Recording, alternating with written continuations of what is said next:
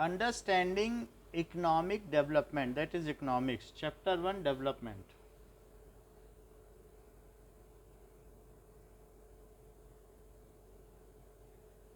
तो development is also known as progress. सभी लोग अपनी अपनी प्रोग्रेस करना चाहते हैं। So development is also known as progress. क्या? हाँ, फर्स्ट चैप्टर है। So each person has his own aspiration and desires about he would like to do and how he would like to spend his life. So each person has its own aspirations. सब जो है बहुत बड़े engineer नहीं बनना चाहते हैं, लेकिन जो जहाँ तक पहुँचना चाहता है वो विकास करना चाहता है, कोई गिरना नहीं चाहता। आज हम जहाँ हैं उससे अच्छा बनना चाहते हैं। Its own aspirations. तो सभी की अपनी एक मन में उम्मीद की किरण होती है, एस्पिरेशन कि हमें यहाँ पहुँचना है। So every person has own aspiration and decides that how he would like to spend. Different kind of people have different developments goal. So different kind of peoples have different development goals. जैसे कि a landless rural labourer sets is development goal. अगर मान लीजिए कोई भूमिहीन है तो वो चाहता है कि उसको पगार ज़्यादा मिले, डेली वेजेस ज़्यादा मिले, उसके बच्चे स्कूल में पढ़ें, उसके साथ कोई सोशल डिस्क्रिमिनेशन ना हो, ये सारी चीज़ें वो चाहता है। तो ये उसके डेवलपमेंट गोल हैं।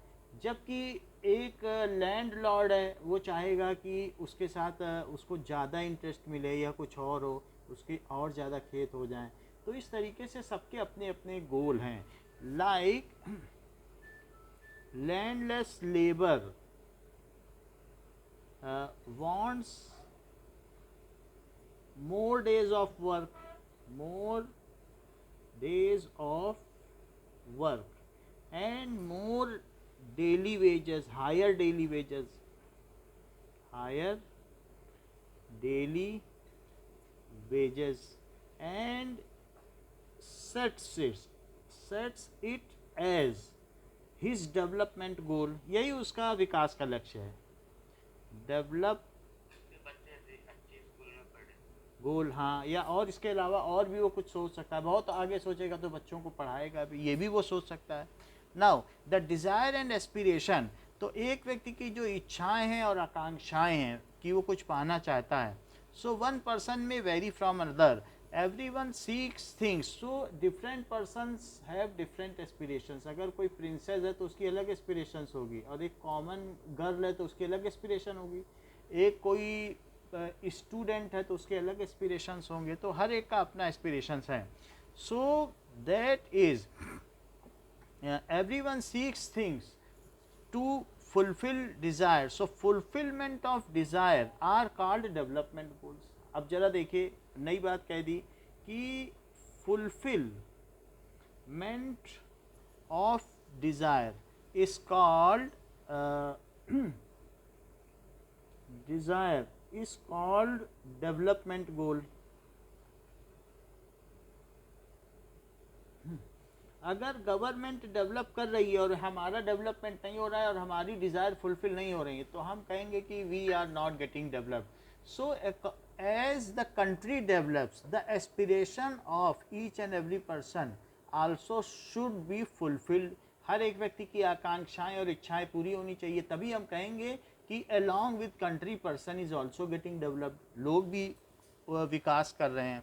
So there are two types of goals. अब जब डेवलपमेंट गोल एक मुख्य बात है, it is of two type.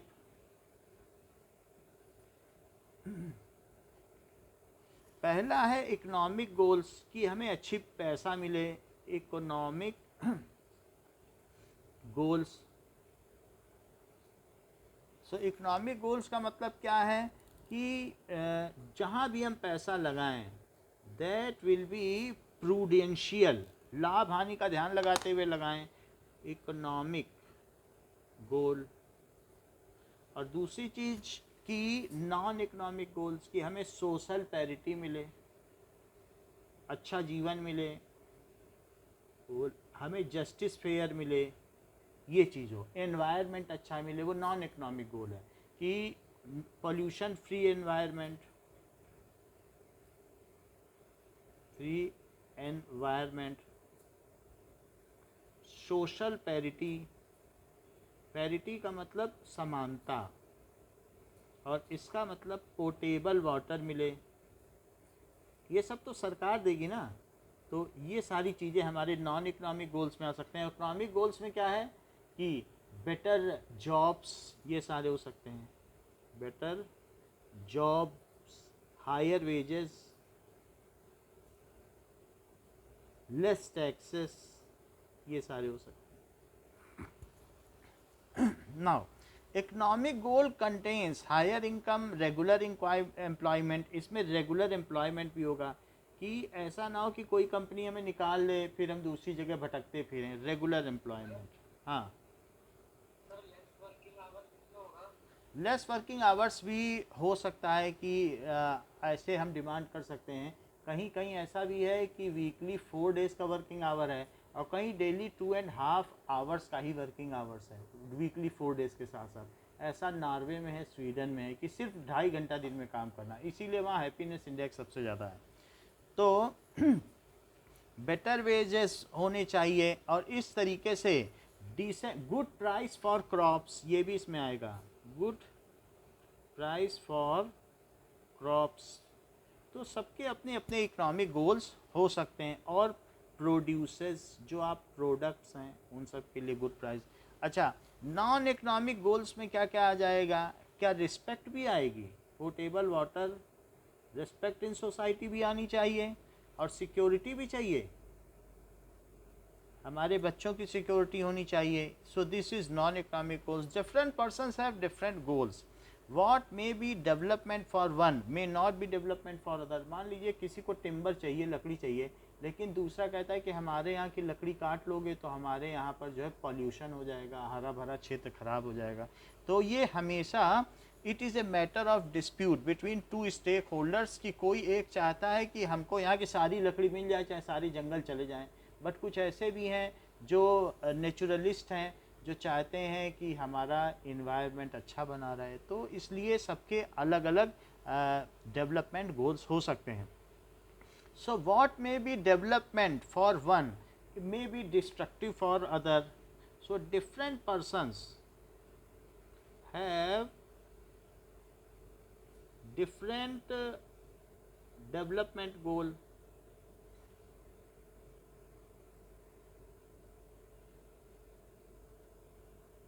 Like industrialist,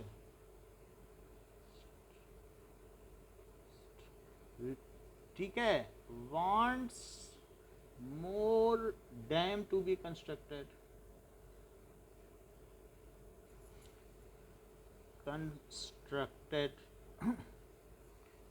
for uninterrupted electric supply, कि पूरी बिजली आए, uninterrupted electric supply,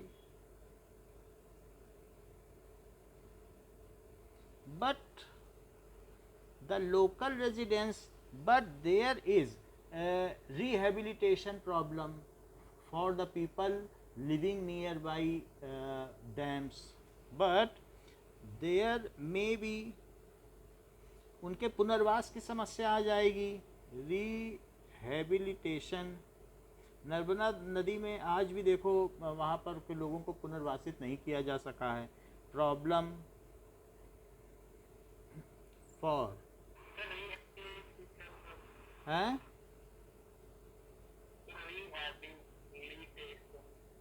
रिहेबिलिटेशन का मतलब पुनर्वास। अगर बांध बनेगा तो बहुत आसपास का क्षेत्र डूब जाता है, तो उनके फिर से उनको बसाना पड़ेगा कि नहीं। ऐसे सरकार ऐसा तो नहीं कि डैम बना दे, बहुत सारी ज़मीन आसपास की सबमर्ज हो जाती पानी में, तो वो उन लोगों को कहीं ना कहीं तो बसाना पड़ेगा। रिवर के किनारे तो बहुत लोग रहते हैं, लिविंग नियर बाई रिवर्स।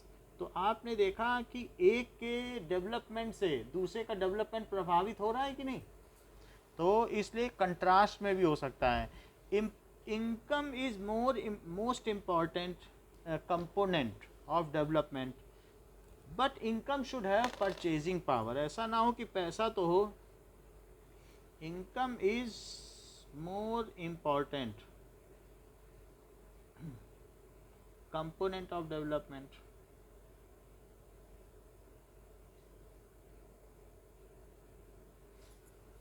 तो इनकम अगर आपकी ज़्यादा है लेकिन परचेजिंग पावर भी इनकम की होनी चाहिए। वेनेजुएला की तरह नहीं होना चाहिए कि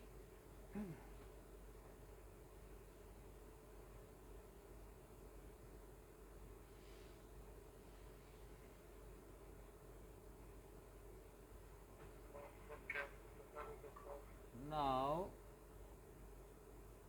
just is it now okay? Okay now Venezuela में क्या हुआ कि मनी का इन्फ्लेशन हो गया। सो दैट इज, देखो कहाँ से आवाज आ रही है,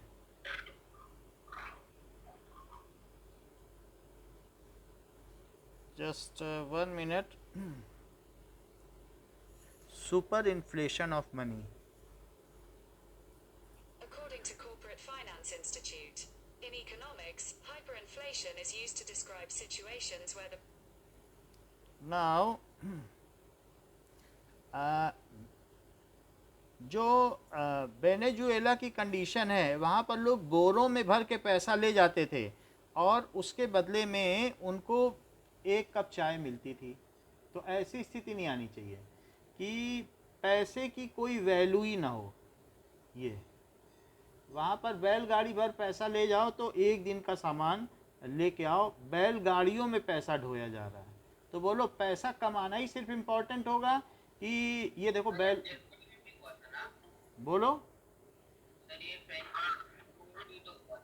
वेनेजुएला का तेल लेने से अमेरिका ने मना कर दिया। तो वेनेजुएला का जब कोई तेल नहीं ले रहा था तो ऐसे कंडीशन में वहाँ पर जो सुपर इन्फ्लेशन की स्थिति आ गई, बहुत सारा पैसा ले जाओ तो बहुत थोड़ा सा सामान मिलता था। So that was the condition कि रास्ते में बिखरा हुआ पैसा पड़ा रहता था। ऐसी स्थिति आ गई थी। हाँ, अब आप देख लें कि ये थोड़ा बहुत सारा पैसा रख रहा है और सामान थोड़ा दे रहा है। सो ऐसी स्थिति है। तो पैसे की कोई वैल्यू ही नहीं है मार्केट में। तो ऐसा भी होता है। अगर मान लीजिए ज़्यादा आपने प्रिंटिंग कर दी नोट्स की तो प्रिंटिंग प्रेस में छपने लगे और आपके पास उतने प्रोडक्ट्स नहीं है तो वो मनी का डीवैल्यूएशन हो जाएगा। तो इस तरीके से यदि हम सरकार को पैसा दें तो उसके बदले में सरकार हमें उसके बदले में सोना दे सके या कुछ दे सके। तो उसमें लिखा भी रहता है नोट में, मैं धारक को इतने रुपए अदा करने का वचन देता हूँ। तो जितने नोट छापती है सरकार उसके पास उसमें उसका कोई ना कोई एक सोर्स होना चाहिए कि वो अगर ज़रूरत पड़े तो वो सरकार से वो पैसा दे के उसके बदले में कुछ कमोडिटी खरीद सके। तो इस बेसिस पे रिजर्व बैंक ऑफ इंडिया पैसे छापता है। More important component of development, individual seeks different goals, so their notion of national development is likely to be different. So notion of national development for different person is different.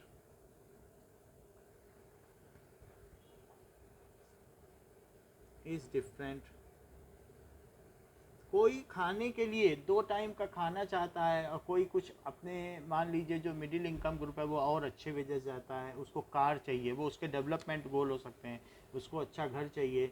So that may be very from other. To make the comparison between various country, national income and per capital income is considered as base point. So to make ये development index make अभी बता रहा हूँ, comparison between development index,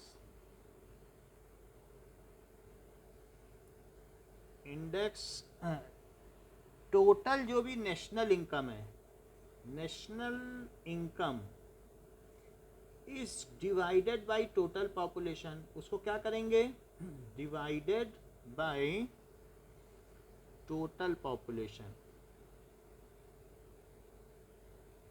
and it gives, और इससे क्या मिल जाएगा, पर कैपिटा इनकम, कि एक व्यक्ति की इनकम क्या है, दैट इज कॉल्ड पर कैपिटा इनकम। इट गिव्स पर कैपिटा इनकम। ऐसा मैं क्यों कह रहा हूँ कि पर कैपिटा इनकम, अगर मान लो किसी देश की नेशनल इनकम ज़्यादा है तो क्या वो देश ज़्यादा अमीर है? नहीं, क्योंकि देश छोटा या बड़ा हो सकता है। हम ये नहीं कह सकते हैं कि ज़्यादा पैसा है तो ज़्यादा अमीर है। बहुत बड़ा देश है तो उसके पास तो ज़्यादा नेशनल इनकम होगी ही, तो उस हम ये देखेंगे कि वहाँ का व्यक्ति कितना अमीर है। तो पर कैपिटा इनकम क्या मतलब है, एक व्यक्ति क्या है, पर कैपिटा इनकम का मतलब है प्रति व्यक्ति आय। It is equal to national income की टोटल इनकम ऑफ कंट्री, उसे नेशनल इनकम कहते हैं, इनकम ऑफ कंट्री, जो ग्रॉस डोमेस्टिक जीडीपी से निकाली जाती है, कितना हमने सामान पैदा किया तो उसके हिसाब से total population of country.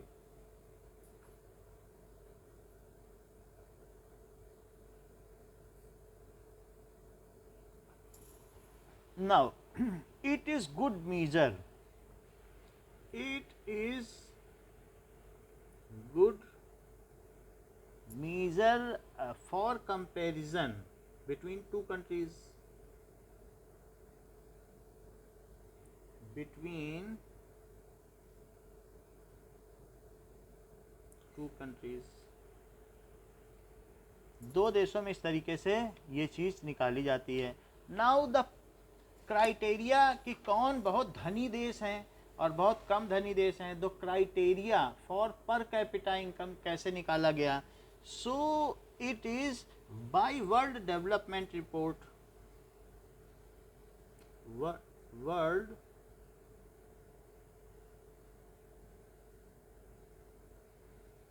Report, तो ये दी गई है 2012 में, ज़्यादा पुरानी नहीं है, ठीक है, कि the countries with the country, हाँ, द कंट्रीज 10-10 साल में दी जाती है, द कंट्रीज विद पर कैपिटा इनकम, जिसमें प्रति व्यक्ति आय यूएस के $12,000 $276 एंड अबव, इससे ज़्यादा लोग कमाते हो पर एनम एक साल में। तो आप समझ लें $1 में कुल 76 रुपीज़ होते हैं, तो उसके हिसाब से आप निकाल लें per annum. And above are rich countries, are called rich countries, and if per capita income is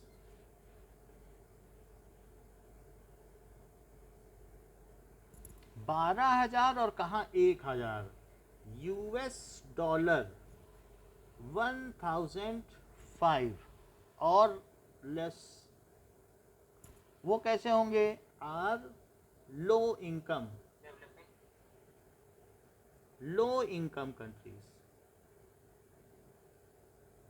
आपको मालूम है कि हम लोग दिन में 3 बार खाना खाते हैं, ठीक है, बट सूडान और कांगो में 2 दिन या 3 दिन में 1 बार खाना खाया जाता है। अगर उनसे ये कह दो कि हम 3 बार खाते हैं तो हैरान हो जाते हैं कि 3 बार या 2 बार कैसे कोई खा सकता है। तो वहाँ पर 3 दिन में जो भी कुछ उनका कैटल है, मवेशी है, उसको काट के उसका सालन बनाया जाता है, उस सूप को वो पीते हैं और फिर उसी से वो 3 दिन तक जिंदा रहते हैं। वहाँ खाने पीने को कुछ नहीं है। तो इस तरीके से सूडान के लोग हैं वो लो न्यूट्रिशियस है, अंडर न्यूट्रिशन है। तो ऐसे हैं। और इंडिया की स्थिति क्या है? इंडिया बहुत अच्छी स्थिति में नहीं है। So as per report India has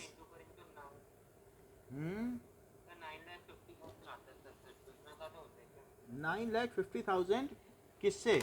इसको करने से, इसी को, हाँ।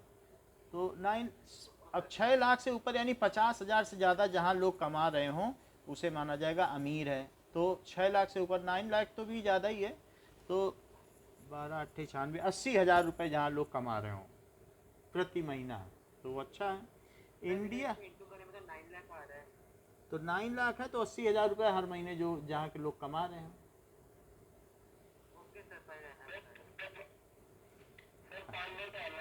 हैं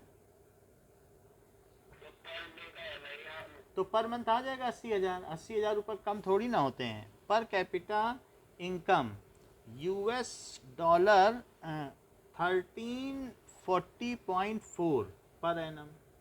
तो हम जो इतनी पर एनम हमारी इनकम है, we are lower middle income countries, we fall in lower middle income countries. बहुत थोड़ी सी इसके पास है, बहुत अमीर नहीं है। बोलिए। डेवलपिंग कंट्रीज है, विकासशील देश हैं। The other criteria is infant mortality rate. So the other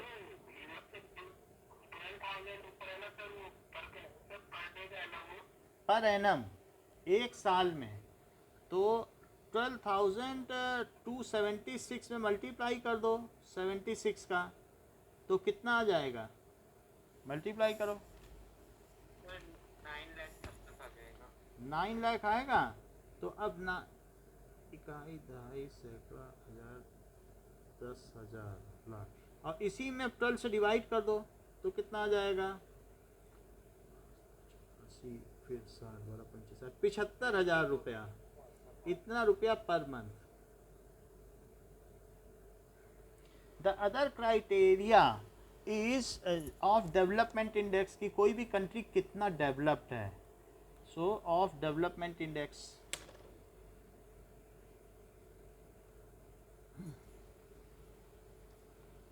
is infant mortality rate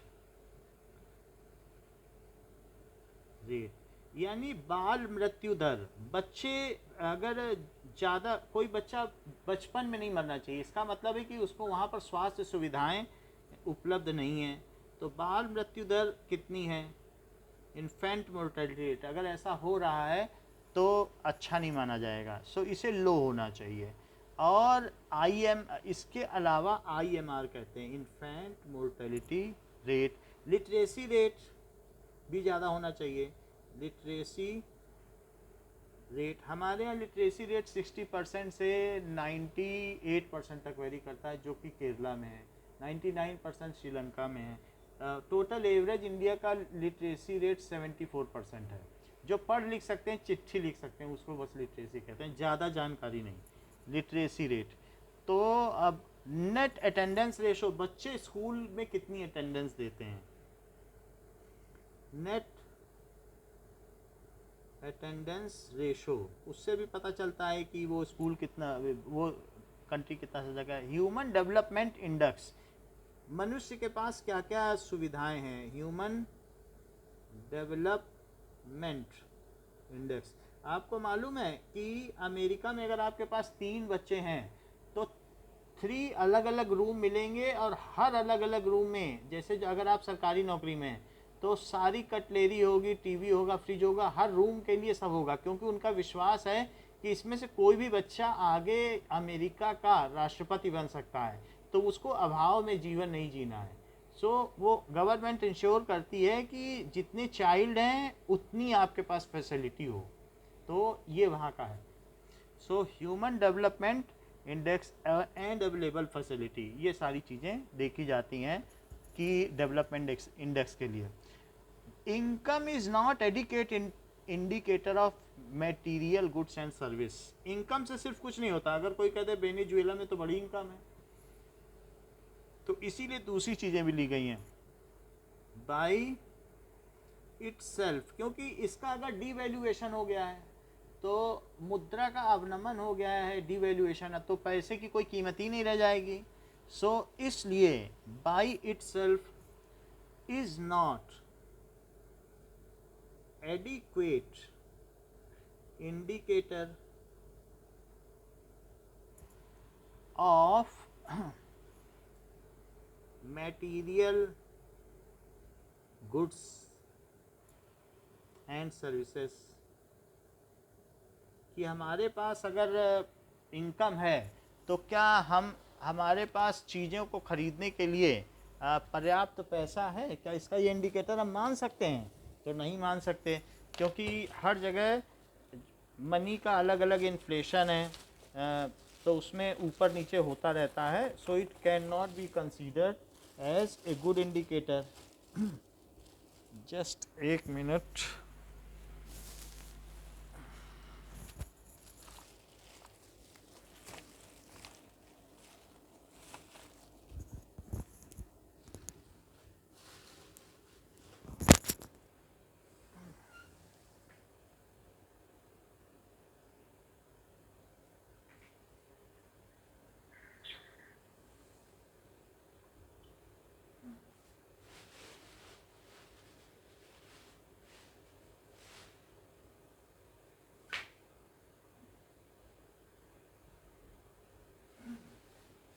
okay,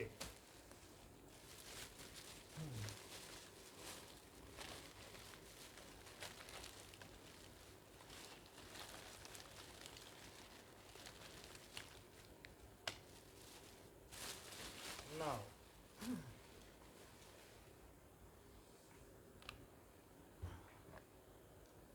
ये रिफिल ख़त्म हो गई, इसको चेंज कर दें।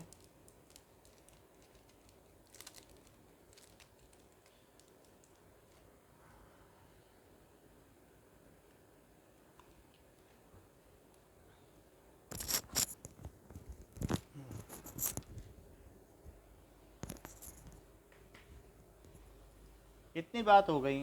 It is not adequate indicator of material और गुड्स। तो यहाँ पर हम देख रहे हैं सर हाँ सर जैसे एक घर है सर, उसमें 2 लोग हाँ पर मंथ कमाता है और सर एक बंदा 40,000 पर मंथ कमाता है। हम्म। सर तो फिर उस घर का टोटल एवरेज इनकम कितना होगा? टोटल एवरेज इनकम वहाँ के टोटल जितने भी पर्सन्स हैं उससे डिवाइड करने पर आएगा। तो कई बार क्या होता है कि हम लोग जो देखते हैं हिडन अनएम्प्लॉयमेंट भी होगा, कि अगर मान लो एक खेत में 2 आदमी से काम चल सकता है लेकिन एक परिवार के 5 लोग उस खेत में काम कर रहे हैं, तो वो हिडन एम्प्लॉयमेंट है। ये अनएम्प्लॉयमेंट कई तरीके से, तो 3 आदमी अनएम्प्लॉयड हैं कि नहीं, उन्हें कहीं और लगाया जा सकता है। जैसे तुम्हारे घर में एक राशन की दुकान है या प्रोविज़न स्टोर है, एक आदमी चला सकता है और अगर 4 लोग चलाएं तो क्या ये किस तरीके का है? It is hidden unemployment. और कभी ऐसा भी हो सकता है कि आप पीएचडी हैं और अगर आपको एक क्लर्क की जॉब मिल जाए तो उसको कहते हैं अंडर एम्प्लॉयमेंट, यानी आपकी जो क्षमता है क्या उसके हिसाब से आपको नौकरी मिली? बताइए। So there are various types of unemployment हो सकती हैं। तो फिर भी किसी भी देश के कुल व्यक्ति में वहाँ की जो नेशनल इनकम है उसका डिवीज़न होता है। ये नहीं होता है कि जो व्यक्ति कमा रहा है सिर्फ उसी से डिवाइड हो, total number of persons of the country. तो उससे क्या होता है, क्योंकि उस देश का स्तर पता करना है कि उस देश का जो एक तरीके का डेवलपमेंट इंडेक्स है, लोगों की जीवन की गुणवत्ता कितनी है, सो क्वालिटी ऑफ लाइफ क्या है, तो उसके लिए आप क्या करोगे? That is only found by development index, जिसमें इन्फेंट मोर्टेलिटी रेट है, वहाँ की जो हेल्थ सर्विसेज हैं, अटेंडेंस रेट देखी जाती है, और ये सारी चीज़ें जब देखी जाती है। ह्यूमन डेवलपमेंट इंडेक्स के भी अलग फैक्टर हैं, अभी हम आपको बताएंगे कि वहाँ पर मेडिकल फैसिलिटी क्या है और दूसरी क्या चीज़ें, तो उन सब को जब मिलाया जाएगा तब नेशनल डेवलपमेंट इंडेक्स आएगा। समझ में आ गई बात? तो जैसे आप ये देख लें कि नर्मदा सरोवर बांध पर किस तरीके से लोग यहाँ पर अभी भी कि हमें फिर से क्या करिए,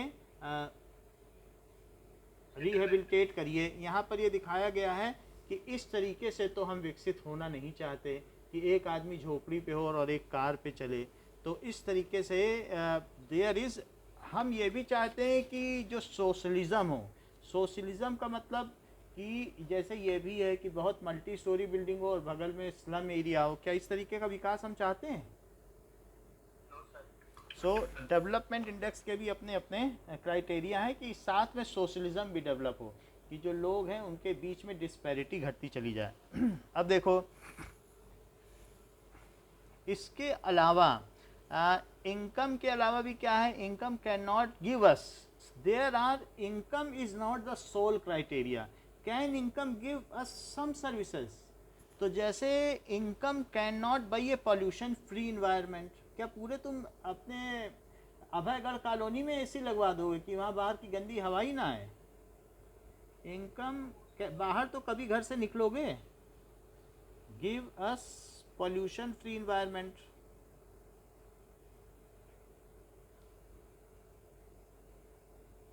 तो कई चीज़ें ऐसी होती हैं कि अगर आप गांव में बहुत पैसा है और आपकी हेल्थ सर्विसेज नहीं है तो इनकम क्या खरीद लेगी किसी का जीवन? सो it is similarly it can not always ensure unadulterated medicine. Similarly it can not always ensure adulterated, मिलावट ना हो, सर्विसेज या मेडिसिन, अनअडल्ट्रेटेड कमोडिटी हमें मिले, बिना मिलावट के मिले, तो ये भी हमेशा होता नहीं है।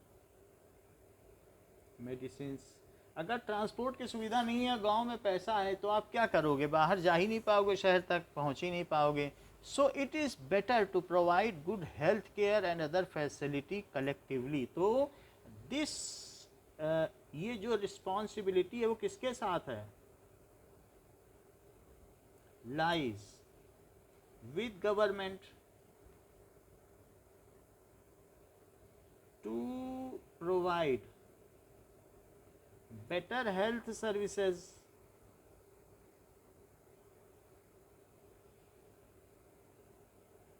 potable water, pollution free environment। Indore में कचरा नहीं निकलता है, वो टोटल रिसाइकल हो जाता है। जो मंदिर के फूल है वहीं बाहर मशीन है, उसी में से उसकी खाद बन जाती है, कंपोस्ट। तो इसीलिए इंदौर टॉपर आ रहा है हर बार। पॉल्यूशन फ्री एनवायरनमेंट, तो ऐसा है। Now it can be it should be provided at minimum cost, at no cost पे होनी चाहिए और मिनिमम कॉस्ट। सऊदी अरेबिया में वहाँ अच्छी सुविधाएं नहीं है मेडिकल की, लेकिन वो लोग बाई एयर भेजते हैं लीलावती हॉस्पिटल में जो बॉम्बे है, और वहाँ पर उनको फर्स्ट क्लास रूम में रखती है सरकार। अगर किसी को ज़रा सी भी तबीयत ख़राब होती है, आने जाने का खर्चा, रहने का खर्चा, एक अटेंडेंट का खर्चा, और जो स्पेशल रूम है, तो आप समझिए कि वहाँ की गवर्नमेंट कितना इंश्योर करती है प्रति व्यक्ति के लिए। भले ही किसी देश में ना हो, लेकिन उसके पास पैसा है। पूरी दुनिया का आधा तेल इन खाड़ी देशों के पास है, गल्फ़ कंट्रीज़ के पास। गल्फ़ कंट्रीज़ वो होती हैं जिसमें पानी बीच में हो और चारों तरफ ज़मीन हो। अब जरा गल्फ़ कंट्री, खाड़ी देश, तो गल्फ़ कंट्री वो होती हैं, जैसे आप देखो कि अफ्रीका में बीच में पानी है और फिर ये अफ्रीका ऐसा है कि नहीं, तो ये वाटर है, तो उस कंट्रीज को कहते हैं गल्फ़ कंट्री। तो अब जरा देखिए, तो सम स्टेट्स, जैसे यहाँ पर केरला में, हमारे यहाँ इंडिया में क्या है, Kerala has low IMR, low infant mortality rate, infant mortality rate, यानी वहाँ अच्छी सुविधा है, नरिशमेंट अच्छा दे रहे हैं, एंड हाई लिटरेसी रेट, और साक्षरता दर ज़्यादा है, हाई लिटरेसी रेट लोग पढ़े लिखे हैं। इसके अलावा Tamil Nadu has good PDS, public distribution system. वहाँ सब राशन डिस्ट्रीब्यूशन होता है, पब्लिक डिस्ट्रीब्यूशन, सस्ते दामों पर, पब्लिक डिस्ट्रीब्यूशन सिस्टम। जबकि झारखंड में वर्स्ट पीडीएस सिस्टम है। झारखंड हैज़ वर्स्ट, मतलब वहाँ पर पता ही नहीं चल पाता, कंट्रोलिंग जो राशनिंग है वो प्रॉपर बटती ही नहीं है। Worst public distribution system. तो इससे भी पता चलता है कि कौन सा देश, इंडिविजुअल नेशन का भी अपना डेवलपमेंट इंडेक्स है। And nutrition is also important factor. Nutrition is another important factor which is calculated by BMI.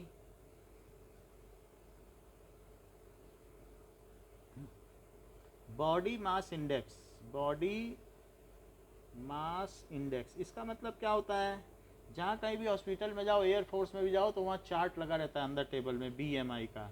यानी वो आपके मास, जो वेट ऑफ बॉडी है, उसको डिवाइड बाय हाइट करेंगे, तो उससे पता चल जाता है कि आप अंडर न्यूट्रिशन। अगर उससे हाइट ज़्यादा है और मास कम है, तो इसका मतलब आप उससे लो आ गए। If BMI is low then you are undernourished. Then, और सब एज के हिसाब से बना हुआ है। सो अगर हम देखें, जरा एक मिनट, BMI चार्ट Here देखो। are some pictures that match. Now here, just एक मिनट बता रहा हूँ, एक मिनट आप रुक जाइए, फिर मैं बता देता हूँ कि ये चीज़ है BMI। क्या ये चार्ट आप लोगों ने जगह जगह हॉस्पिटल में देखा हुआ है? इसमें क्या दिखाया गया है कि आपका अगर कितनी हाइट है, तो इधर क्या दिखाया है, क्या हाइट, तो देख लो, इसमें दिखाया इधर हाइट और इधर मास, और फिर उसका रेशो भी निकाल के दिखाया है कि व्हाट इज़ देयर रेशो। सो उससे हम पता लगा सकते हैं कि BMI क्या है। ये ऊपर वेट है और नीचे क्या है, हाइट। और आपकी कितनी एज है, मान लो आपकी 20 एज है, तो अलग अलग एज के हिसाब से इन्होंने दिखाया है BMI रेशो कि that is the healthiest BMI range for adult is 18 to 24। So for different person यहाँ पर ये चीज़ दिखाई गई है। तो इसको पढ़ा जा सकता है कि कितना कितना किसका रेशो है। हाँ बोलिए। हाँ हाँ बोलिए बोलिए बोलिए बोलिए। सर जो BMI में हाइट होती है वो भी तो मीटर स्क्वायर में ली जाती है। BMI में यस सर। अब इसमें तो इंच में ली है, इंच से निकाला गया है। दूसरा फिगर देखते हैं तो मीटर स्क्वायर में ली जाती ये it is weight by height in metre square. इसको ठीक करो, weight by height in metre square, ऐसा है। तो kg पर मीटर स्क्वायर में, ठीक है। तो ये भी देखा जाता है कि अगर BMI से कम है, if we are less than the prescribed BMI value, then we are undernourished. If we are below the range of, और ये भी कह दिया गया है कि किसी की भी जो BMI की वैल्यू है दैट इज 18 to 24 होना चाहिए। अगर आपका BMI 18 से कम आ रहा है, 18 to 24 आना चाहिए। If we are below 18 in BMI, then we are undernourished, then we are undernourished and if above 24, then we fall in category of obesity, हम मोटापे में कहे जाएंगे, ओबेसिटी। मोटापा। तो दोनों चीज़ें गलत है, ना हमें वैसा होना है ना वैसा होना है। नाउ अब इसके अलावा यूएनडीपी ने एक रिपोर्ट पब्लिश की है। यूएनडीपी का मतलब क्या होता है कि अच्छा, that is United Nations Development Programme. United Nations Development Programme, उसने एक रिपोर्ट निकाली, ठीक है।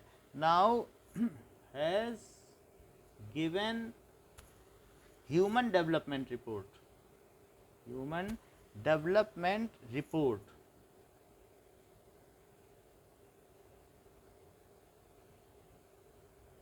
या ये कह सकते हैं प्रिपेयर्स। गिवन की जगह लिखो कि वो प्रिपेयर करती है अपनी report. Prepares human Development report किस बेसिस पर करती है? ठीक है, on educational level, health status and per capita income. तीन चीज चाहिए। किस किस बेसिस पर? ऑन एजुकेशन लेवल, फिर दूसरी चीज क्या है? Health services. पढ़े लिखे कितने हैं वहाँ के लोग? हेल्थ सर्विसेज वहाँ क्या आसपास हैं? तो हेल्थ सर्विसेज 10 किलोमीटर के अंदर के दायरे में होनी चाहिए। Services and per capita income, ये सारी चीज़ें हैं। So we should use natural resource efficiently. हमें नेचुरल रिसोर्स को इस तरीके से यूटिलाइज करना है so that our development is sustained for a longer period of time. We should use our resources in such a manner that it should last longer. That is सतत का मतलब लगातार, पोषणीय विकास। इसका मतलब क्या है? Sustainable development.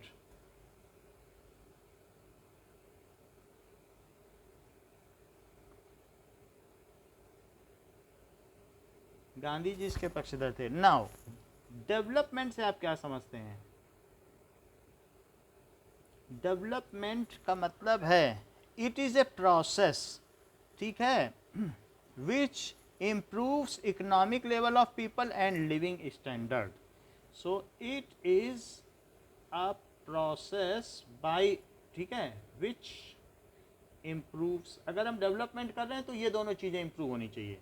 which improves economic status, ठीक है, of people, या ये कह सकते हो कि परचेजिंग कैपेसिटी बढ़नी चाहिए। सिर्फ पैसा नहीं बढ़ना चाहिए। इकोनॉमिक स्टेटस का मतलब पैसा नहीं बढ़ना चाहिए, उनकी परचेजिंग कैपेसिटी भी बढ़ती चली जानी चाहिए। And living standard, rise in living standard. तो कहा जाएगा कि डेवलपमेंट हो रहा है। ओके, नाउ चेक डैम क्या होता है? जब हम किसी एस्चुअरी में, जैसे यहाँ पर पेड़ पौधे लगे हुए हैं और यहाँ पर पानी भरा हुआ है और यहाँ पर एक दीवार खड़ी कर दें, तो अगर दीवार खड़ी कर देंगे तो क्या यहाँ का पानी आगे नहीं बढ़ पाएगा? ये पानी रोक लेंगे और फिर धीरे धीरे गिराएं, तो उसको कहते हैं चेक डैम। तो यहाँ से पानी क्या होगा? इसमें शटर लगा हुआ है, तो शटर ऊपर कर दो, जब हाई टाइड आए पानी भर जाए बहुत सारा, फिर धीरे धीरे जब लो टाइड हो जाए तो समुद्र में पानी नीचे हो जाएगा, और फिर उसके बाद जब नीचे हो जाएगा तो ये पानी गिराओगे तो इससे क्या होगा? आर्मेचर घूमेगा और बिजली बनेगी। तो पानी जब गिरता है तो एक व्हील घुमाया जाता है जिसमें मैग्नेट लगा होता है, और उस मैग्नेट के घूमने से क्या होता है? बिजली बनती है। जैसे आप लोगों में कई बार क्या होता है कि पहिया चलाते हो तो आगे की लाइट चलती है कि नहीं, डायनेमो सिस्टम। तो चेक डैम का मतलब है it is a structure built, ये इसको एस्चुअरी कहते हैं, और उसके आगे दीवार बना दी जो नैरो उसका वो था opening. So it is structure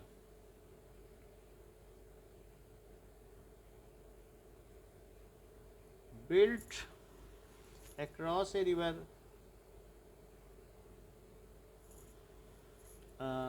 or estuary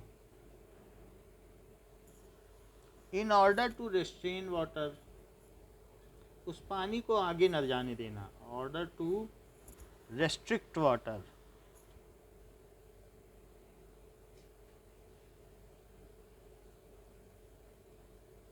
तो उसको चेक डैम कहते हैं। What is dam? डैम क्या है? It is a barrier, ठीक है, across a flowing water, barrier across a flowing water which regulates flow of water, कि कितना पानी छोड़ना है उसको कहते हैं regulates। आपके घर में रहने और बाहर जाने को कौन रेगुलेट करता है? क्या आपके माता पिता? इसी तरीके से पानी को रेगुलेट किया जा सके, फ्लोइंग वाटर, और स्कूल में टीचर्स आपको रेगुलेट करते हैं, ठीक है, in order to produce electricity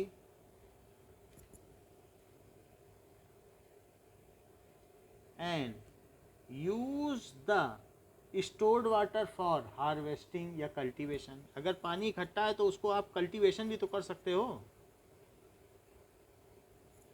for cultivation, उसी से नहरें निकाल दी जाती हैं।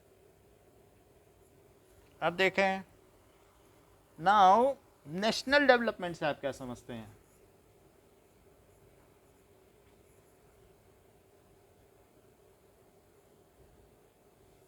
किसी देश का राष्ट्रीय विकास मतलब economic, social and political development of country. क्या हम ये कह सकते हैं चीन का नेशनल डेवलपमेंट हो रहा है कि नहीं?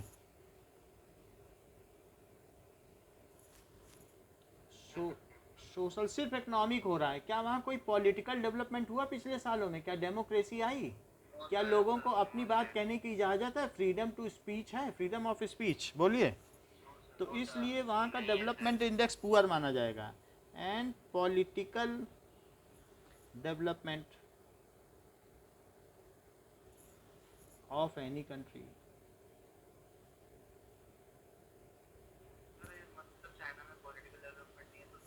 पॉलिटिकल डेवलपमेंट नहीं है, सोशल डेवलपमेंट भी नहीं है। लोगों को अपनी बात कहने की इजाज़त नहीं है। लोग, अगर मैंने आपको कल भी बताया था कि 800 लोग गए थे कि हमारे यहाँ बिजली पानी नहीं आ रहा है, तो उन्होंने कहा था कि ये म्यूटिनी है, और उनको फिर रात को ही मरवा दिया गया, और कोई सुनने वाला नहीं है। तो दैट इज मल्टीनेशनल कंपनी क्या होती है?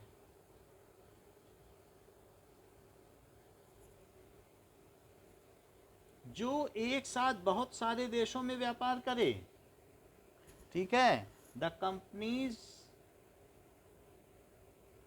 Which operates in more than one nation. McDonald क्या जहां जाओगे वहां मिल जाएगा? One nation. फोर्ड भी सही आपने बताया।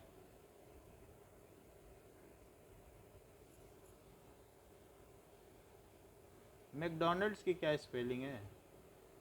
यही है क्या? KFC,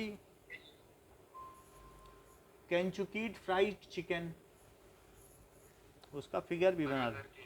हाँ, नाउ डेवलप्ड कंट्रीज क्या हैं?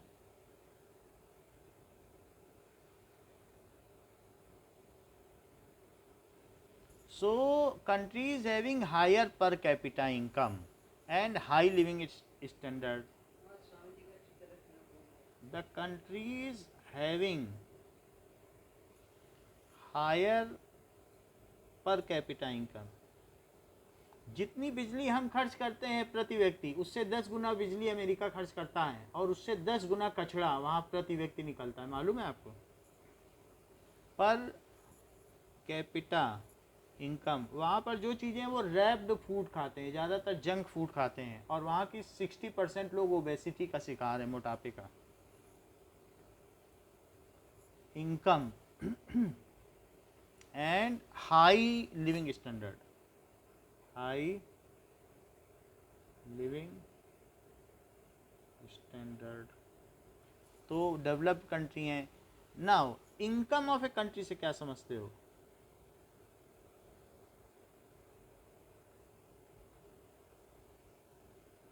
That is income of all the residents of country, income of all residents of country, जो देश में रहते हैं। इसके मतलब इसके अलावा एनआरआई की भी इनकम होगी। हमें जो है 2 लाख करोड़ रुपए तो एनआरआई ही भेज देते हैं भारत में, मालूम है, जो बाहर काम करते हैं, क्योंकि उनके घर वाले यहाँ रहते हैं। तो एनआरआई को पर भी हमें थैंकफुल होना चाहिए, वो हमारे जो भी जीडीपी को बहुत बढ़ा रहे हैं। बाहर काम करते हैं, यहाँ पैसा भेजते हैं टोटल। सो वैसे जो ऑल रेजिडेंट्स 5 ट्रिलियन का लक्ष्य है। अभी मुझे लगता है ये 2 पॉइंट या कुछ ऐसे ही होगी। नाउ अब इकोनॉमिक डेवलपमेंट से क्या समझते हो?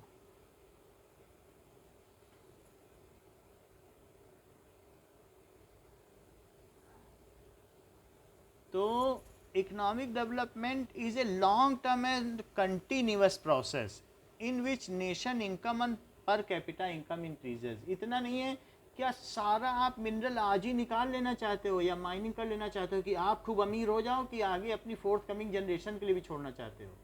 अगर कोई देश ऐसा करता है तो क्या माना जाएगा कि वो इकोनॉमिक डेवलपमेंट हो रहा है, अगर वो सस्टेनेबल डेवलपमेंट को इग्नोर कर दे? सो इकोनॉमिक डेवलपमेंट का क्या मतलब है?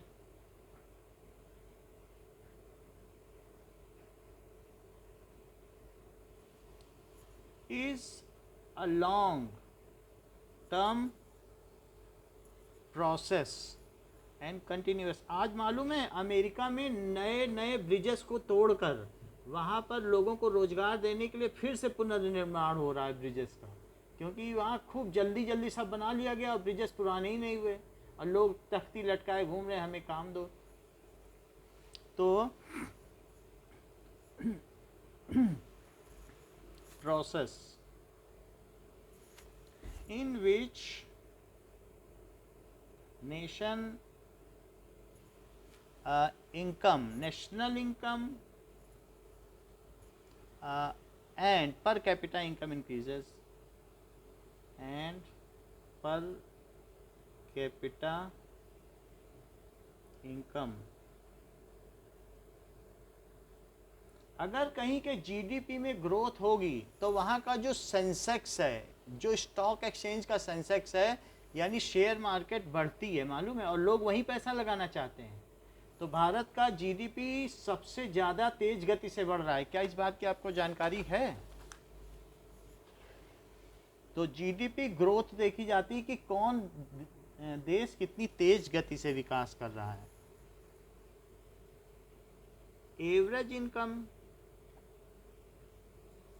that means it is the total income, it is total income of country divided by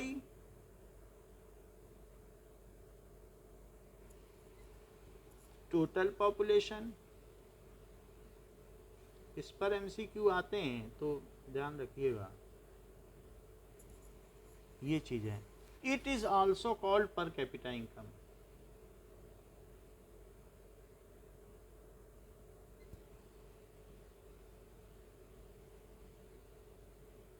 इसे ही प्रति व्यक्ति आय कहते हैं। नाउ नेशनल इनकम क्या बताया आपको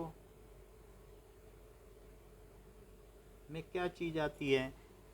सम of all final goods and services. It is sum of all final goods, जो अंत में बेचे जाएं।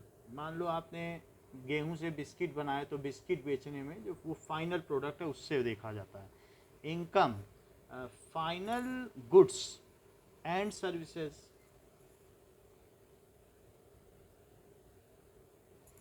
ठीक है, प्रोड्यूस्ड इन ए कंट्री, तो अगर produced in a country during a given period of time, उसको कहते हैं नेशनल इनकम, कि उसने क्या बनाया।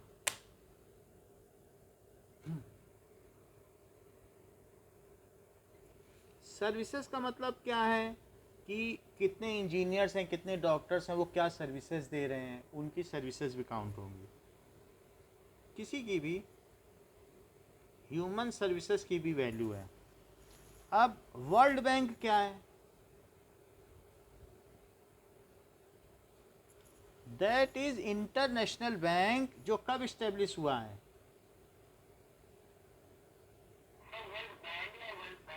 वर्ल्ड बैंक, तो it is International Bank established in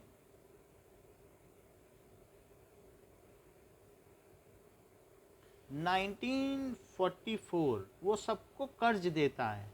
its aim, whose aim is to provide, whose aim is to provide, ठीक है, फाइनेंशियल एंड टेक्निकल हेल्प, जिससे कि वो भी उठ सकें। क्या भारत ने वर्ल्ड बैंक से कर्ज लिया है? बोलो। बहुत भारी कर्ज है। और कौन सा ऐसा देश है जिसने वर्ल्ड बैंक से कर्ज नहीं लिया है? वो वर्ल्ड बैंक को देता रहता है, इसीलिए वर्ल्ड बैंक उसी के अधिकार में है। टेक्निकल, तो इस तरीके से नाउ, तो वर्ल्ड बैंक टेक्निकल हेल्प देता है टू पुअर। अब देखो, सैटेलाइट जो यहाँ से छोड़ते हो, वो तो सैटेलाइट का भी, वहाँ का भी किराया लेता है। अगर हमारे यहाँ से जो इनसेट और ये सब भेजे जाते हैं, तो अमेरिका वहाँ का ट्रैफिक कंट्रोलर भी बन गया, कहता तुम वहाँ भेजोगे तो हमको किराया दो, क्योंकि उसके पास जो है जंक ईटिंग सैटेलाइट है। तुम्हारे में जो सैटेलाइट से ओपेगी और पेरिगी मोटर निकलती है ना, वो वहाँ पर कचरा उत्पन्न कर सकती है, तो उसके सैटेलाइट्स उसे जाके खा जाते हैं, और वहाँ तुम्हारे जाने आने के लिए ट्रैफिक क्लियर करते हैं कि तुम्हारा सैटेलाइट सही चल रहा है कि नहीं, उसकी रिपोर्टिंग देते रहते हैं। तो उसने, आप समझ लो, अंतरिक्ष में अपना अधिकार जमा लिया है। तो इतना हैवी उसको पैसा मिलता है दूसरे देशों में जिनके सैटेलाइट घूम रहे हैं, हर जगह उसको पैसा मिल जाता है। और वो लड़ाई में डायरेक्टली कभी इन्वॉल्व ही नहीं हुआ है। उसकी ज़मीन पे कभी लड़ाई हुई है? फर्स्ट वर्ल्ड वार या सेकंड वर्ल्ड वार उसने कभी उसकी ज़मीन पे हुआ है? उसका कभी डिस्ट्रक्शन नहीं हुआ। ये भी चालाकी की बात है। हैं? मतलब उसकी ज़मीन, उस किसी भी वर्ल्ड वार में उस पर किसी ने अटैक नहीं किया है। उसने अपनी सेनाएं भेजी हैं दूसरों की ज़मीन पे। जापान ने तो रशिया और चाइना पर अटैक किया था। जापान ने यूएसए से कोई लड़ाई नहीं की, तो उसका सिर्फ एक वार शिप ही डैमेज हुआ था, तो इसलिए उसे लड़ाई में कूदना पड़ा सेकेंड वर्ल्ड वार में। और उसमें सबसे पहले एटॉमिक बम जो दुनिया का बना है वो अमेरिका में ही बना है। और उसके बाद जब उसने उसको जापान पे मार दिया है, तो हिरोशिमा नागासाकी पर, तो उसके बाद लोगों ने देखा कि इतना भी डिस्ट्रक्शन हो सकता है, तो उसने तुरंत आत्मसमर्पण कर दिया। वरना जापान की जो सेना है वो बहुत क्रूर आर्मी थी, सबसे ज़्यादा वो लोगों को ऐसे मारती थी। उसने 1.25 करोड़ लोगों को, 1 करोड़ से ऊपर लोगों को, चाइनीज़ और रशियन को बड़ी निर्ममता से मारा। और वहाँ की बहुत सारी जो फीमेल्स थी उनका मॉलेस्टेशन किया। तो इसलिए जापान को पूरी दुनिया ने कहा कि अब तुम कभी आर्मी नहीं रखोगे, तुम्हारे सबसे क्रूर आर्मी है। अभी भी उनकी कोई आर्मी नहीं है, और अमेरिका उसको सुरक्षा देता है। So it provides financial and technical help to poor. तो वर्ल्ड बैंक है resourceless and under developed countries. Molestation का मतलब है उनके आत्मसम्मान का हनन किया, मॉलेस्टेशन, ठीक है। So it is financial help to poor resourceless resource less. Japan में चाइना की बहुत सारी लड़कियों को वेश्यावृत्ति में डाल दिया गया, ऐसा किया गया, कोई कुछ बोलने वाला नहीं था। रशिया में तो जार का शासन था, उन्होंने जापानी सेना का ऐसे स्वागत किया कि तुम आओ और हमें जार से मुक्त कराओ, लेकिन उन्हीं जापानियों ने उन रशियन को बहुत मारा। Resource less and under developed countries.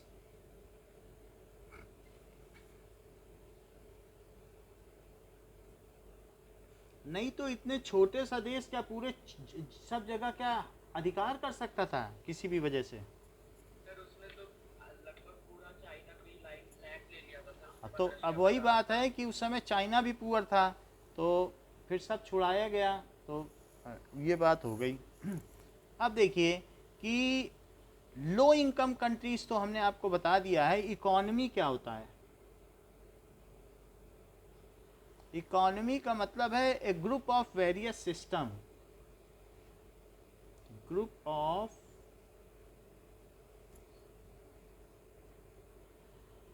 And organisation. कल से हम लोग मैथ्स करेंगे, कल 2 क्लास मैथ की होंगी MCQ की। Which provides livelihood to people, which provides livelihood to people. तो क्या? Okay okay, hood to people, ये बात है। तो जो पर कैपिटा इनकम का मतलब है टोटल नेशनल इनकम से टोटल पॉपुलेशन से डिवाइड कर दो, ठीक है। सो वेरियस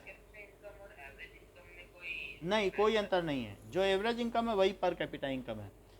तो अगर हमारे यहाँ बहुत सारा सिस्टम है, ऑर्गेनाइजेशन है जो हमें लिवलीहुड दे, उसको क्या कहते हैं? इकोनॉमी। तो भारत की जो अर्थव्यवस्था है वो क्या करती है? वेरियस सिस्टम है, यहाँ पर अर्थव्यवस्था इस तरीके से क्या वो सबको रोजगार देती है? अर्थव्यवस्था, क्योंकि अर्थ की व्यवस्था, अर्थ का मतलब क्या होता है? धन की व्यवस्था, धन संबंधी व्यवस्था। तो सरकार इस तरीके से इकोनॉमी को चलाए। तुम्हारे घर में अगर वेतन आता है, पिताजी 10,000 लाते हैं, तो क्या इस हिसाब से चलाते हो कि सबको खाना मिले, सबको मेडिसिन मिले, चलाते हो कि नहीं? क्या वो घर की इकोनॉमी है? ऐसे देश में भी टोटल GDP है, टोटल इनकम है, तो क्या बजट बनता है कि जिससे सबको पूरे साल में, अगर यहाँ पर सबको टीका लग रहा है कोरोना का, तो ये सरकार प्रबंधन कर पा रही है, एडमिनिस्ट्रेशन कर पा रही, तो उसके पास अर्थव्यवस्था थी तभी तो कर पा रही है, ठीक है कि नहीं? तो ये चीज़ है। वो भले बात है कि उसकी वजह से पेट्रोल के दाम 100 रुपये से ऊपर चले गए, लेकिन कहीं ना कहीं से तो मैनेज कर रही है ना। 1500 रुपये का टीका आपको फ्री में लगा रही है पूरे देश के लोगों को। तो दैट इज़ इकोनॉमी, जो ये इंश्योर करती है कि लोगों को आजीविका मिले। लिवलीहुड का मतलब जीने का अधिकार, जीवन जीने का अधिकार, livelihood, that is economy. What does it mean bye infant mortality rate?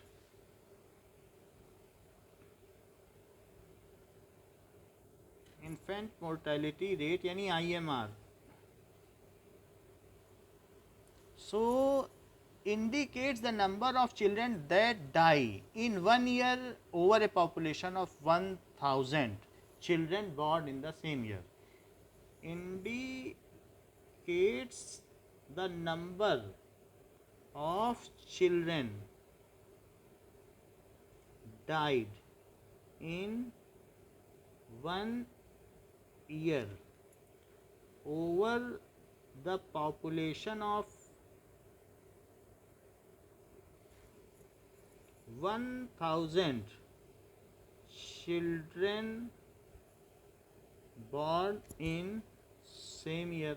मान लीजिए कि अगर आपके देश में 5,000 बच्चे पैदा हो गए एक साल में, चिल्ड्रन बॉर्न, और उसमें 200 बच्चे मर गए, तो ये डाइड हो गए, तो आपका 1,000 में कितना हुआ? 5,000 में इतना। इन 5,000 चिल्ड्रन कितने डाइड हुए? 2,000। तो इन 1000 कितने मरे बताओ?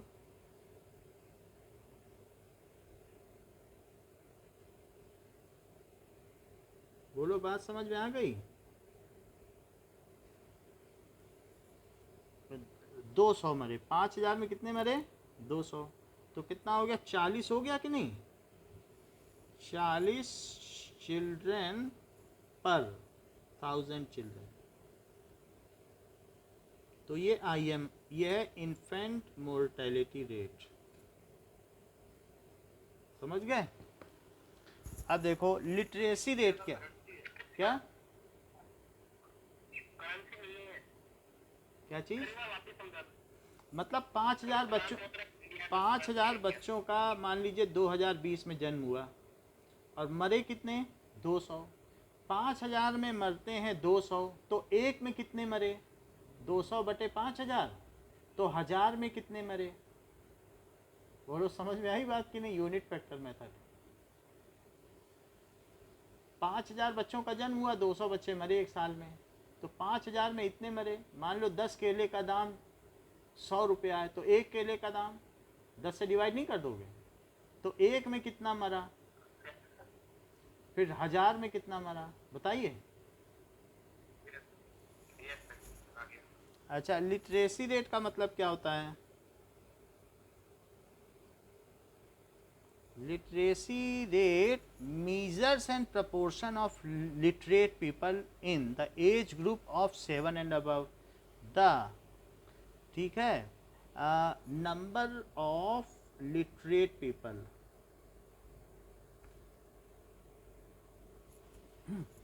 in the age group 7 and above years। ये ठीक है, इस कॉल लिटरेसी रेट, इस कॉल लिटरेसी रेट। यानी अगर आपके यहाँ 200 लोग हैं, 200 की पॉपुलेशन है, और एबव 7 ईयर्स कितने हैं? अगर मान लीजिए एबव 7 ईयर्स में मान लो 175 हैं एबव 7 ईयर्स, और उनमें से जो लिख पढ़ सकते हैं, चिट्ठी लिख सकते हैं, 7 ईयर्स के ऊपर को लिखना पढ़ना आना चाहिए। सो लिटरेट कितने हैं? तो इट इज़ लिटरेट पीपल आपके, अगर मान लीजिए 150 लिटरेट हैं, तो ये 100 आदमी में कितने लिटरेट हैं? तो अब आप कैसे निकालोगे? इन 175 लिटरेट कितने हैं? 150। फिर से वही काम, तो 100 में कितने लिटरेट हैं? परसेंटेज में निकाला जाएगा ना। समझ में आ गई? 10 केले का दाम 100 रुपये, तो एक केले का दाम 100 बटे 10, फिर 5 केले का दाम 100 बटे 10 गुणे 5। बोलो, है बात? तो 6 और 7, तो इट इज 600 बाई 7। 7 से डिवाइड कर दो तो कितना हो जाएगा?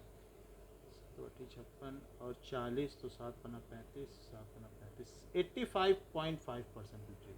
Okay, is it clear? 7 साल से ऊपर जितने, उन्हीं को देखा जाएगा। क्लियर है कि नहीं, कि फिर से बता दें? Okay, now it is net attendance ratio क्या होता है? नाउ नेट अटेंडेंस रेशो यानी कि the total number of children, the total number of children of age group 6 to 10 attending school,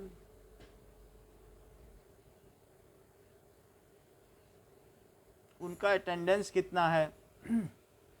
ठीक है, as a percentage of total number of children, as a percentage of total number of children, if 200 childrens are between 6 to 10 years हैं, और मान लीजिए 180 children attend school, बाकी लोग कचरा been रहे हैं या कुछ कर रहे हैं, वो स्कूल नहीं जा पा रहे हैं, तो ऐसे हैं, सो दे अटेंड स्कूल। तो ऐसी स्थिति में नेट अटेंडेंस रेशो क्या हो जाएगा? 90%। सो इन 200 चिल्ड्रन, ठीक है, अटेंडेंस कितने की है? इज 180, तो 100 में कितने की हुई? 90। तो इसको कहेंगे नेट अटेंडेंस रेशो 90%। ये नहीं है कि वो कितने दिन स्कूल गए, वो जा रहे हैं या नहीं जा रहे हैं, ये महत्वपूर्ण है। कितने दिन जाना महत्वपूर्ण नहीं है, कि हाँ वो स्कूल जा रहे हैं। अब देखिए पब्लिक डिस्ट्रीब्यूशन सिस्टम क्या होता है, PDS.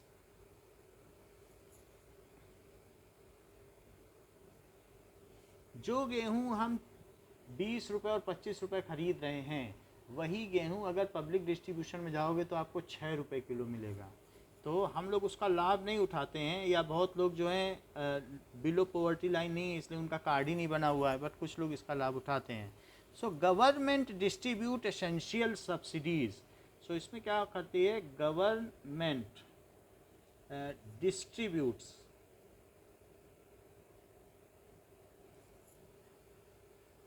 Essential commodities at subsidised rate,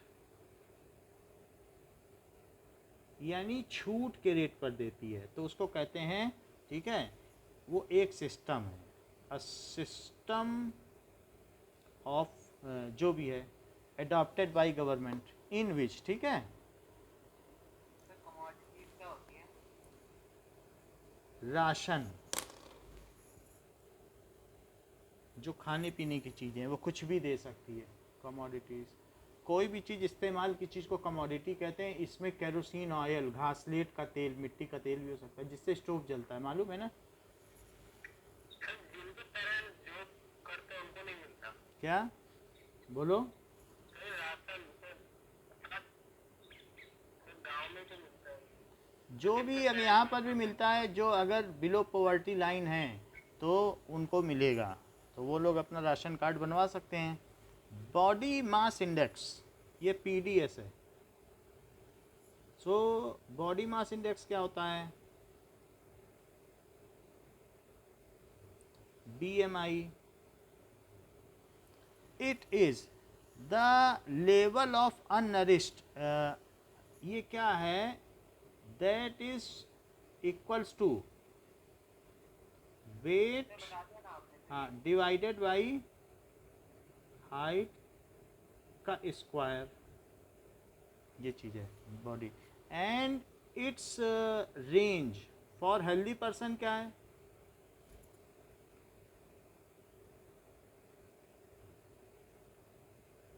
is 18 to 24, healthy adult लिख लो, ये है, इसके बाहर नहीं जाना चाहिए। नाउ इसके अलावा ह्यूमन डेवलपमेंट से आप क्या समझते हो? क्या लोगों के एस्पिरेशन होने चाहिए कि एस्पिरेशन मर जाने चाहिए? क्या उनमें इस बात की ललक होनी चाहिए कि हम आगे बढ़ें, कि वो सोचे होपलेस हो जाए कि गवर्नमेंट करप्ट है, अब क्या करना, बोलो? सो इट इज द प्रोसेस, ठीक है, विच इम्प्रूव्स। अगर मान लीजिए पहले आपको एक रोटी की इच्छा होती थी और आज इच्छा हो रही है एक फ्रिज की, तो क्या आपका डेवलपमेंट इंडेक्स बढ़ा हुआ माना जाएगा कि घटा हुआ? बड़ा हुआ। हाँ, विच इम्प्रूव्स, ठीक है, द नीड्स एंड डिज़ायर, लोगों की ज़रूरत बढ़ती चली जाए, needs and desires are upgraded.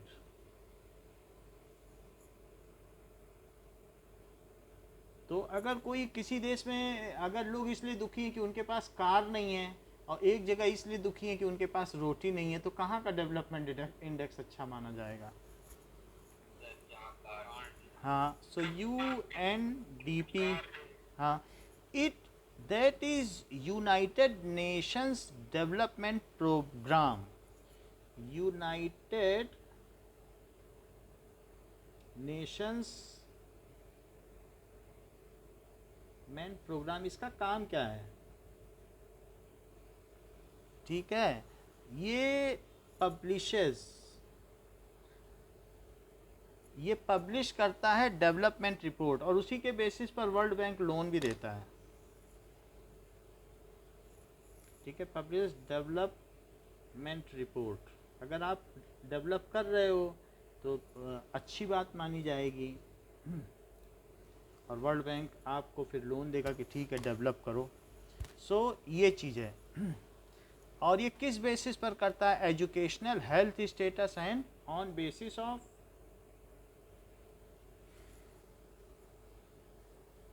Education, health status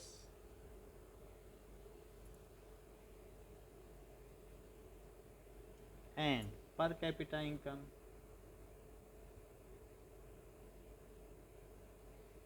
now that is HDI क्या होता है? Human development index. It is helpful in comparing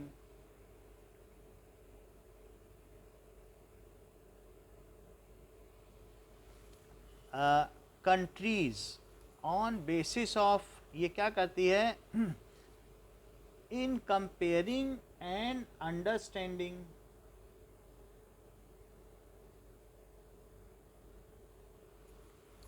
level of development of countries of world, level of development of countries of world, कि कौन सा देश कितना विकसित है, और उसके बेसिस पे ये रैंक तैयार करता है कि कैसा है वहाँ का लिविंग स्टैंडर्ड, ये चीज़ है। ग्रॉस इनरोलमेंट रेशो क्या होता है?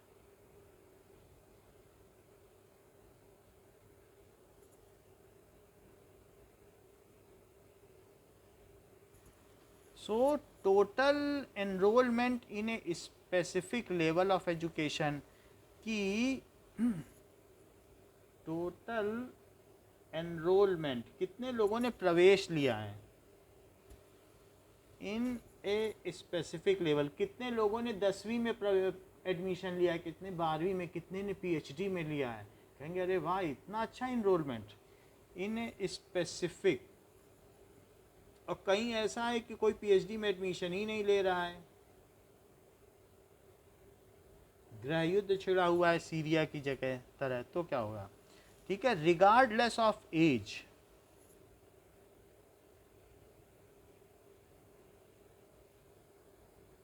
कितने लोगों ने एडमिशन लिया है। ठीक है, इन परसेंटेज,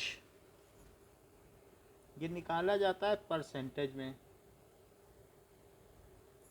ठीक है, of official school age population, of official school age, मतलब स्कूल एज कितनी होती है पॉपुलेशन।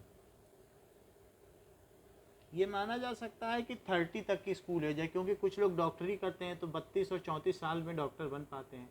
तो उसमें कितने लोग MBBS कर रहे हैं, कितने लोग डॉक्टरी कर रहे हैं, कितने इंजीनियर कर रहे हैं, कितने PhD कर रहे हैं, कितने 10th कर रहे हैं, तो सबकी परसेंटेज निकाल के रख दो कि 100 लोग हैं मान लो, तो 100 में कितने क्या क्या कर रहे हैं, उसके बेस पे ग्रॉस इनरोलमेंट रेशो निकाला जाएगा। 100 है पढ़ने वाले, एक जगह इकट्ठे कर दो, बोलो तुम क्या कर रहे हो, तुम क्या कर रहे हो, तो उससे पता चल जाता है कि वहाँ का एनरोलमेंट रेशो क्या है। लाइफ एक्सपेक्टेंसी क्या होती है?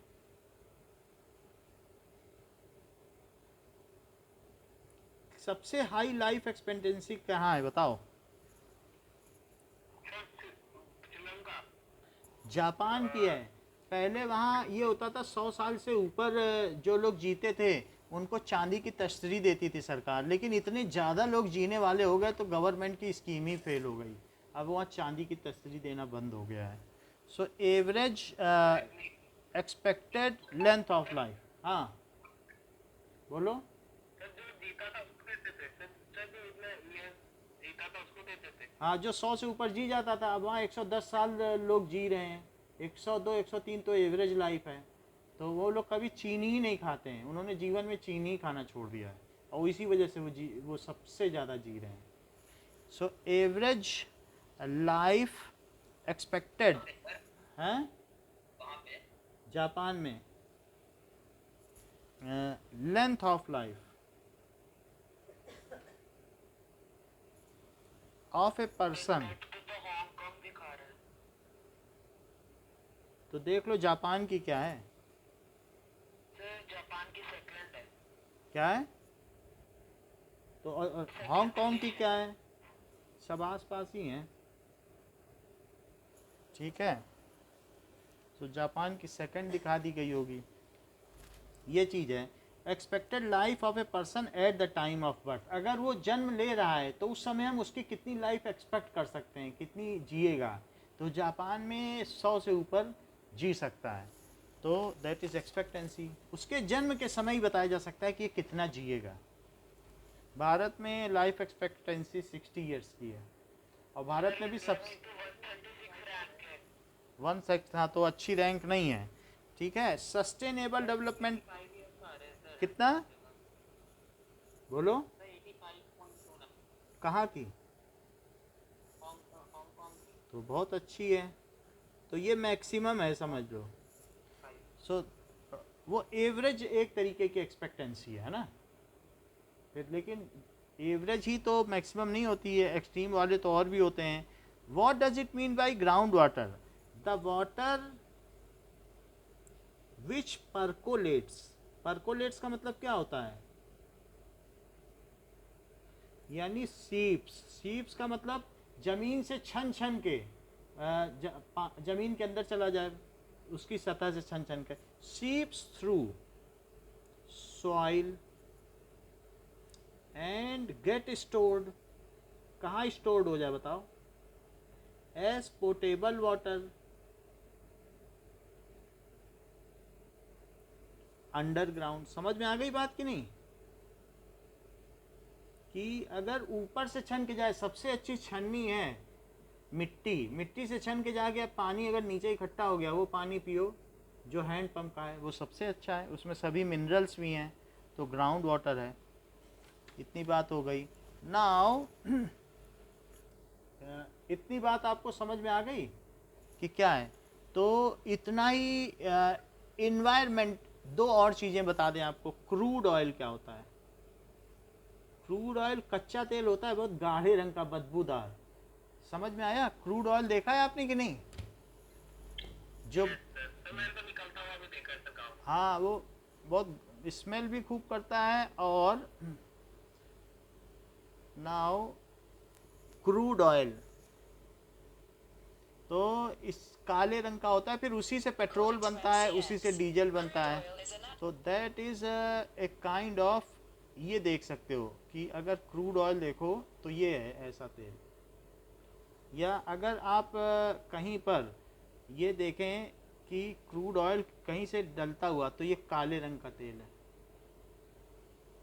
समझ में आ गई बात ना। So this is crude oil, इसी से सब कुछ। ये $40 प्रति बैरल है, एक बैरल में 200 लीटर होता है। तो जितना भी सारी स्ट्रेटजी है सारे कंट्रीज़ की वर्ल्ड की, वो क्रूड ऑयल के रेट को ही लेकर है। तो क्रूड ऑयल क्या है, a mixture of hydrocarbons, a mixture of hydrocarbons. Hydrocarbon जानते हो, जिसमें हाइड्रोजन और कार्बन हो, मीथेन हो गया, बेंजीन हो गया, इन सॉलिड, गैसियस और लिक्विड फॉर्म, किसी भी फॉर्म में हो सकता है। ये है found in earth, found in अर्थ। जो बड़े बड़े डायनासोर मरे थे वही सब क्रूड ऑयल बने हैं। ये चीज है। एनवायरमेंटल डिग्रेडेशन क्या होता है?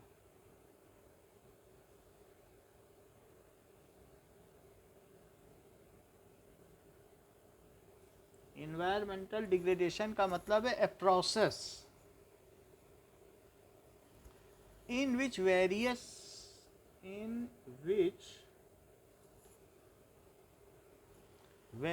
elements जो हमारे जीवन के लिए ज़रूरी हैं, रिसोर्सेज लाइक वाटर ख़राब हो जाए, एयर ख़राब हो जाए, ठीक है, सॉइल भी हमारा रिसोर्स है, गेट पॉल्यूटेड, तो वो पॉल्यूट हो जाए, ठीक है, polluted and loses its usefulness,